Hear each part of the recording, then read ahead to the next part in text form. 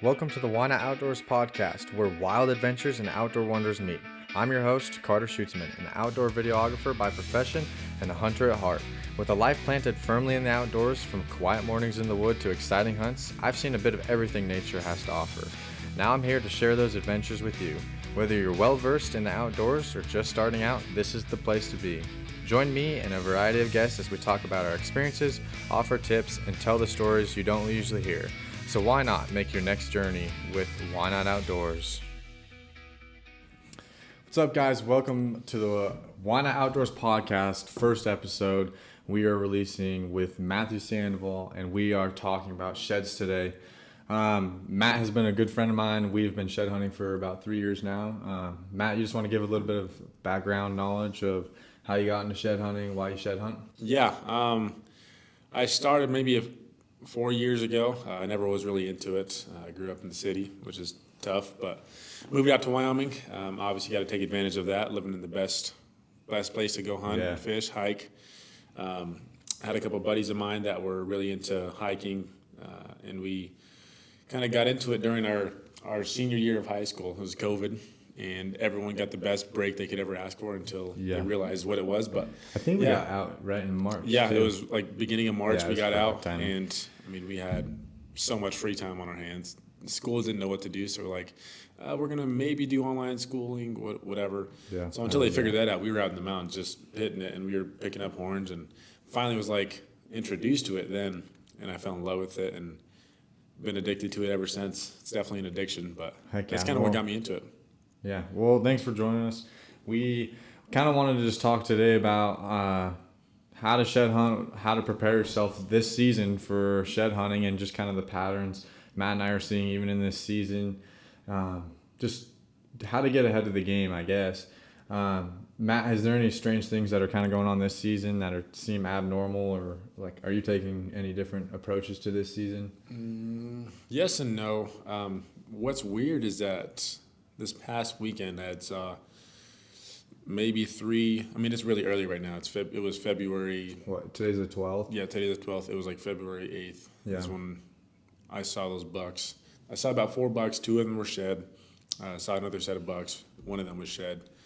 And they weren't very big, which was surprising for how early it is. Then I saw about 2 really good bucks, and they weren't shed. So I was like, what's going on? And it's a little different. Every year's different. Yeah, that's what I love about it. Let's first off and just talk about like difference between how you shed hunt for deer sheds versus like elk sheds and kind of times of year. I can real quick just talk about the times of the year. So mule deer, they are normally shedding like right around this time. This time's still a little early, but mainly February, early March, whereas elk, even though they have bigger antlers, tend to shed mid-March, maybe late March. Yeah. Some even into May or April. Yeah. Yeah, how do you take different approaches between deer shed? I know, here, explain a little bit about how you normally just go out for elk and then find deer, or just tell people if they're looking. So I never really went looking for deer horns. If I did, I was maybe bored. But most of the time, I found all my deer horns going looking for elk horns. Mm-hmm. But the past couple of years, what I've found is that deer like to hang out in the sagebrush hills. You might find a nice big timber buck in some, obviously, timber, but most of the time you'll find them just on the hillsides or little hills, rolling hills, or just sagebrush. And elk, you'll find them pretty much anywhere from big open ridges to dark, thick timber full of snow.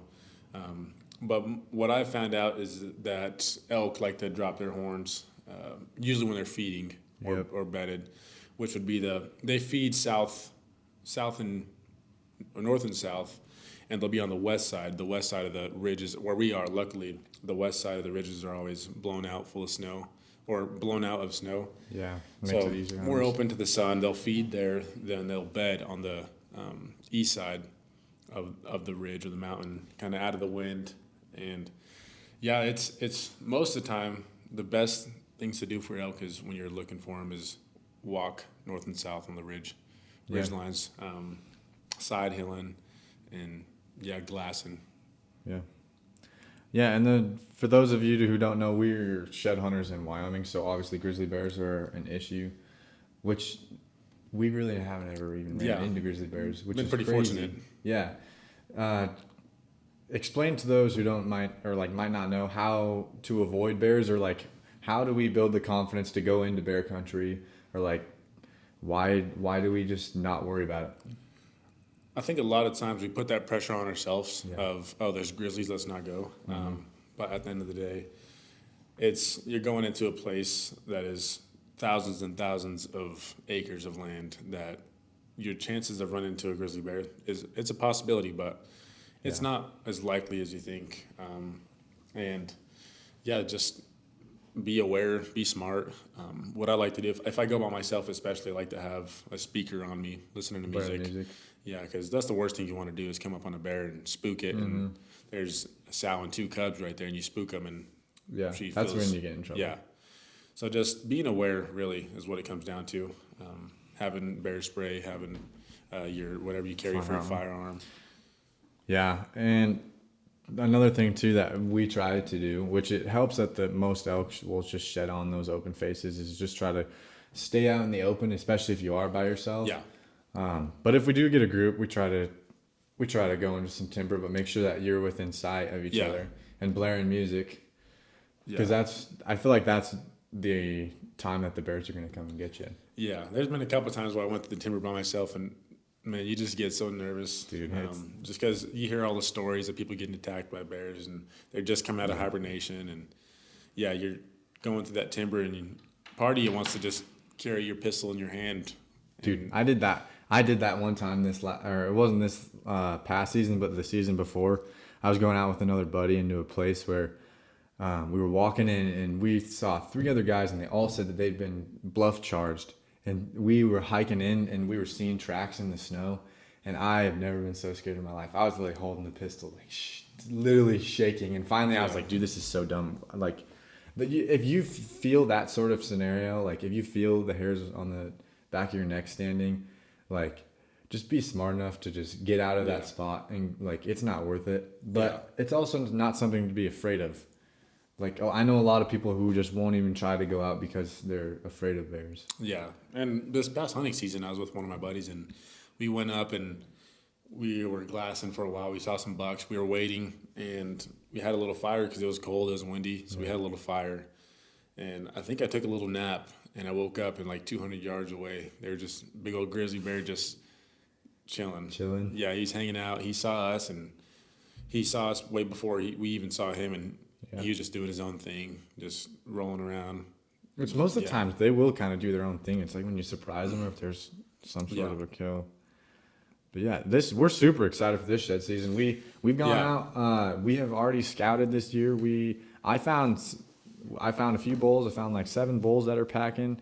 Matt's been out. You actually already found a ram head this year. Just out looking for deadheads, which is freaking awesome. Yeah, one of my good friends, we went out. We go hiking every winter, and we are very fortunate to pick up all the deadheads we found, and a lot of that's just being out.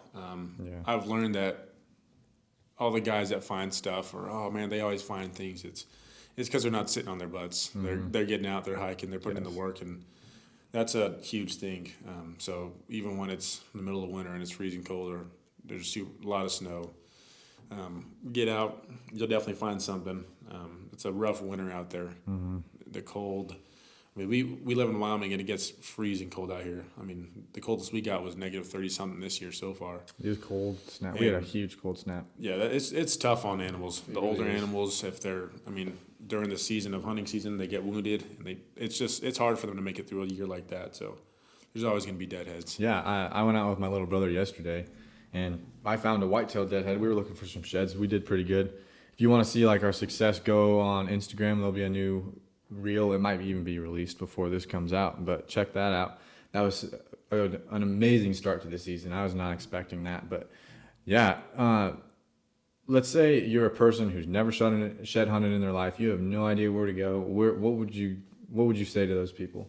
First thing I'd say is download the app called OnX, so you know if you're not on private. We are not sponsored by OnX. Yeah, we're not sponsored, but not even close. But make sure you're not on private property, because that's a big thing. But look for public land and just, look for public land and get out. You'll learn whether if you should go there or not. Because if you don't see any sign, then that means there's not going to be any horns. Yeah, and I even was telling Matt, it's like we always go. It's like even if we have a feeling that there's animals there, we want to see them and then we'll go in there. And we should talk about that in just a little bit about like etiquette on animals. But yeah, if I was to tell you as a beginner shed hunter, look on Onyx. You could even do some random research, and I guarantee there's some research out there that'll tell you some random drainage around you that holds animals. Like look at migration trails. There's so much information out there. But then, like Matt said, just go out there and look for the animals. And if you know the time of year that they'll drop, you just go in and it's literally God's will if you're gonna find a shed. It's finding a needle in a haystack. Yeah. So you just gotta hike until you find one. Yeah, and also go for a place that has water. Yeah. Animals aren't gonna live in a place that doesn't have water. So if you're going somewhere where it's super dry and there's no water anywhere within the next few miles, then you're probably in the wrong spot. Yeah, and another thing is get yourself a pair of binos or a spotting scope. Because Matt and I have learned, and I learned the hard way last season. We were sitting on a ridge. Matt, you were sitting next to me, and we were glassing this hillside, and all of us wanted to just keep. And then we like got up, started hiking the ridge, and you were like, "I'm just gonna sit down and glass it one more time," and just tell them what you found. Yeah, so I'll tell you, we had saw probably 3 or 4 bulls kind of running across this ridge. This is when we were in the bottom, and then we finally got on top, right where these bulls were running. I'm like, it's pretty late in the season. These bulls could have dropped, and we were all just walking through. There's 3 other guys that walked right past me, and I was like, I'm going to sit down and glass where these bulls were, and I'm glassing, and sure enough, I see one horn. Nice big elk horn. I'm like, oh crap, there's a horn right there. Yeah. So I go down and go pick it up, and then on the way down there, I see the other side. I'm like, oh dude, man, it's always such a great feeling. Best. Yeah, when you find a side by side set, and it was just super fresh set too. 30 minutes, maybe an hour. Of him dropping and blood on the buttons. It was so bloody, and that was probably one of my favorite finds, just because it was so fresh. And it was maybe 200 yards, 300 yards away from where we were. Like, if you were really looking with your naked eye, you might be able to see that. But we all would have walked right past that. And that's the thing too, is like people walk past stuff all the time. I mean, a lot of times people have their heads down when they're walking or looking left, looking right, and they miss all the stuff on the left or right. It's just hard. It's hard to see everything. And then there's like, if you're in country where there's sheds, it's one thing to really, really, really take your time looking. It's just, you just got to know a feeling for it. You just got to know when you should sit down and glass and when you need to keep hiking to get into where those animals are. Yeah, and it took me a while to understand, like, there is benefits to sitting down there and glassing. Dude, I still struggle with that. Yeah, it's very, it's humbling. hard. Yeah, it's like, it's hard. It's almost humbling in a sense, because you just want to keep going and get in front of everyone, and like, you always think that the shed's going to be on the next ridge when you don't realize that they're like on the ridge you're on possibly. Yeah, it teaches you patience too, just to understand and like really be patient, sit down and just pick apart that ridge you're glassing across, and might find a little old white horn or whatever. But I glassed it from a different vantage point, so it might have been hidden. But like we all glassed that same hillside you found that set on. Yeah. So the thing that it'll teach you with patience as well is like you might glass the same spot five times before you move on to the next spot. Yeah, and everything's all about angles too. I mean, it's so weird. The sagebrush, the rocks, just the hill, everything about the mountain that I could be standing at one spot and you can be standing 2 feet away from me and you can see that horn and I can't. It's just because of the sagebrush, the rocks, everything that goes together. Yeah, which is cool. Yeah. So it always is worth it when you find something like that. Oh, yeah, dude. That's if you want to get into shed hunting and you have a story like that, like that's exactly what we do it for. Yeah, that's awesome. You want to talk a little bit about like, so when we are like hiking in there, like, and you see a group of elk, like, let's talk about a little bit about etiquette and how to respect the animals, not push them out, sort of a deal. Yeah, I'll give you an example. Like today, we were out hiking, and I mean, I saw maybe 5-6 bucks all still carrying. I could have easily chased after them, and not chased after them, but followed them and watched them to see if they dropped horns. But instead, you just kind of back off. It's their home. Yeah, you gotta let the animals be animals. Let them be animals and respect their home. Don't go chasing after them to blow them out of there, because now you're gonna have to try to find them next time you come out. Yep. Instead of just backing off, go around, go somewhere else, and let them do their thing, to where maybe next weekend you go up and they're in the same spot, and it's a lot easier hike to find those horns that you were looking after, instead of now you're starting from square one of where those animals at. Yeah, and I think it's just not like they're coming off the tail end of winter, so they are trying to reserve their energy too. Yeah. And if they're constantly getting pushed around, like the feed they're on the tail end. Like there's not really much new feed yet, so they're still trying to have to work for their food. Yeah, it's just not healthy for them either. So just make sure that if you guys do get into shed hunting, that there is a level of respect to other antler hunters and to the animals, especially because without the habitat that we have and respecting it, we wouldn't be able to do what we do. And that goes for any time of the year. Yeah. Summertime, spring, winter. If you see animals, I mean, if it's October and it's middle of season, obviously you're going to want to go after them. If it's hunting season. If it's hunting season, you go still after want to them. respect them. Yeah. But you can go after them. Yeah.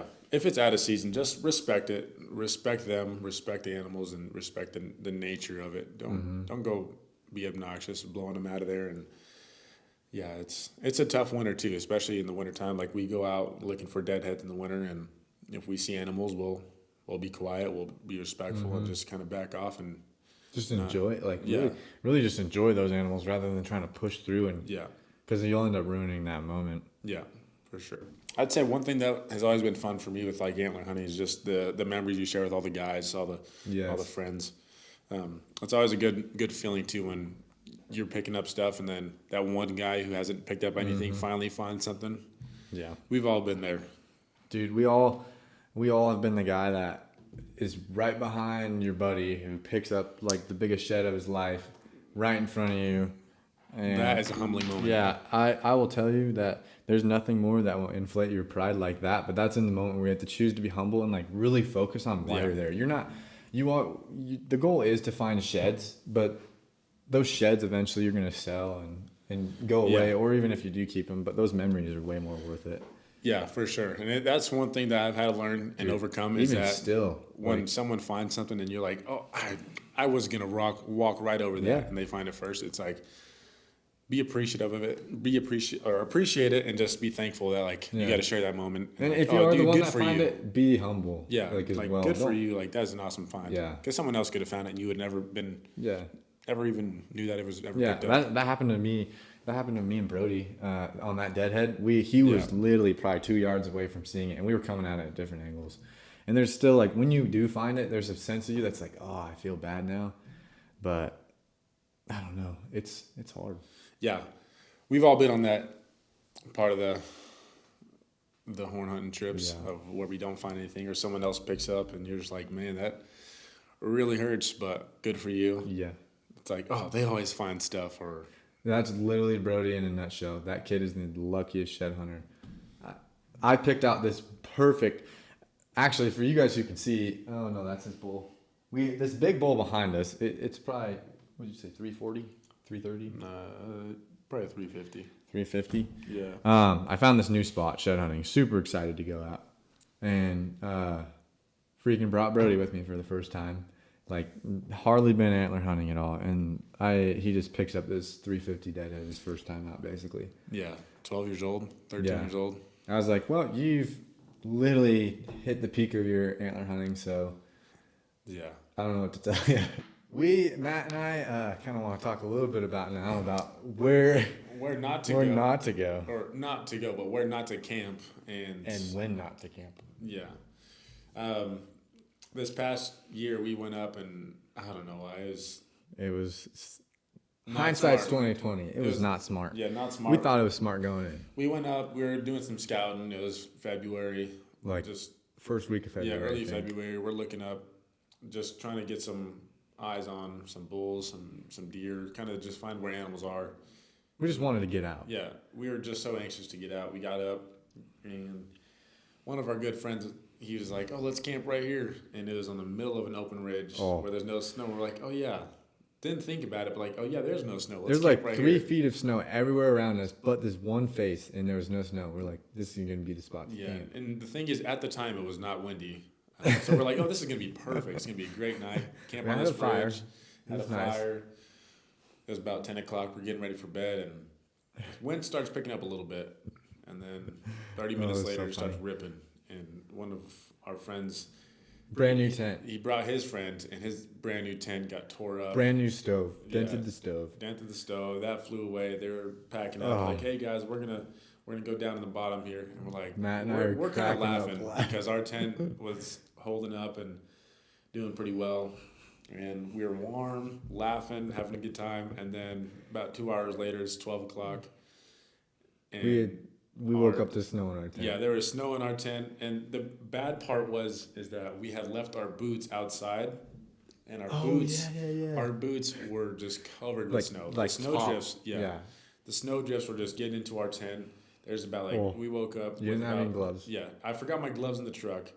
It was just a bad trip, but it was a great memory. And there was about 1 inch of snow, 2 inches of snow in our tent, and we're packing up in the middle of the night. Winds. No, I'd say like 75. It was crazy winds, and we were packing up. My hands were freezing. I'm getting stuff ready, packing in my bag.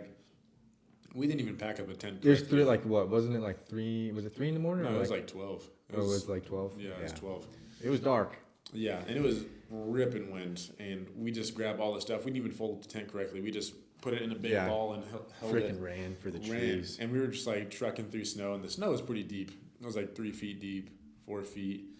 And that was the longest night of my life. I stayed up all night. We were going to try to make a little fort or anything, but I was like, I'm too cold. I'm going to get a fire started. So I started a fire, and I had a pretty good fire going. It was nice and warm. And I curled up next to it and slept. This guy has a little sleeping pad, lays it down. And I was like, he looks pretty comfortable. He's sleeping. He's actually getting sleep. So I was like, I'm going to be a good friend. I'm just going to get this fire ripping. Friend. I had this thing going, and it felt great, but I'm just like halfway asleep and just beat and exhausted. Yeah, I remember waking up, and you're like, bro, I've been keeping this going for you. It was rough. As soon as the sun came up, we packed our stuff and got out of there. Oh, dude. It was still windy when we got up. Yeah. Like, it wasn't in the timber, but when we got back up on that face, it was. That was a rough night. That might be, like, one of the few moments where, like, I knew we weren't in that deep of trouble, but you're like, this is kind of bad. Like, we actually had to try to survive in the middle of winter with digging out snow out of your boots. Yeah, no gloves. What, we were how many miles in? 7, 8 miles. 7, 8 miles in. Yeah. So it's not easy to get out. Yeah, it was rough. I mean, what would you guys do if you wake up to 3 inches? Yeah, more like an inch. Yeah, but it was enough to fill our boots. Yeah. In your tent. Inside your tent. The wind was ripping, and the wind it's not because it was snowing. The snow into the tent. Under the rain, fly into the tent. I'll edit it. I'll show you guys a video in this. Yeah, you'll see it. It was so funny because we were laughing so much about it, and then it came back and bit us in the butt so hard. Yeah, I was having a good time. Shoes. Yeah, my hands were so cold. I tried packing up my shoes. I brought these Hey Dudes, just some camp shoes. And I could not get my shoes in my bag. They were the last things I cared about. So I was like, screw this. I'll get them in the morning. And I just threw those things down at the bottom. Oh. Yeah. Yeah, then we forgot about them. But then our buddy walked up and was like, dude, there's some freaking Hades. Yeah, he grabbed them for me. Yeah, they had a pretty good setup. They hunkered down and like made this little they went down when they were supposed to. Yeah, they dug the snow out. Yeah, they were sleeping good. I bet you it was up to my hip. Yeah. In that freaking timber. That was funny. So moral of the story, don't camp on open faces. And if there's not snow in the face, it's because the wind blows it all off. We learned that. And not because it's melting. We didn't learn that. We knew that. Yeah, we knew that already. We were just being dumb. That was a tough night. Yeah, if you guys want to go out in the middle of winter, just be smart. Don't camp on open faces. And make sure you have your gloves with you. Yeah. Expect cold weather. It might even rain. We got rain in January. Bring extra socks, bring gloves, or bring a friend that has gloves. Or just, if you don't want to go out in the middle of the winter, don't do just that. Wait. Leave it up to us. We can do that for you. Yeah, just wait. We'll pick up all the big deadheads. Yeah. It's fine. I guess we'll go out. No, it's a great time to get out, and it's a different kind of environment. Just all white. Different skill. Yeah. Like, just a different, I don't even know how to word it, but you just got to have different attitude going into it. Different attitude, different. It's hard to hike in the snow. It's cold. It's normally windy. The snow freaking blinds you. Oh, yeah. That's the Bring a pair of worst. sunglasses. Dude, bring sunscreen if you're going out in the snow. Yeah. Well, guys, I think we're going to wrap it up there. Thanks for joining the Wyknot Outdoors podcast. Thanks, Matt, for being on here. If you guys haven't heard already, we are doing a merchandise giveaway. There are 3 things you need to do to enter. You need to follow us on Instagram. You need to listen to this podcast, which you're already doing, so you already got one done. And if you follow us on Instagram, make sure you tag us in a photo of you out shed hunting. We want to see what you guys are picking up as well. See if you guys are taking in some of the knowledge that Matt and I can share and getting out there and picking up some sheds. Matt and I are so excited for this season. It's going to be great.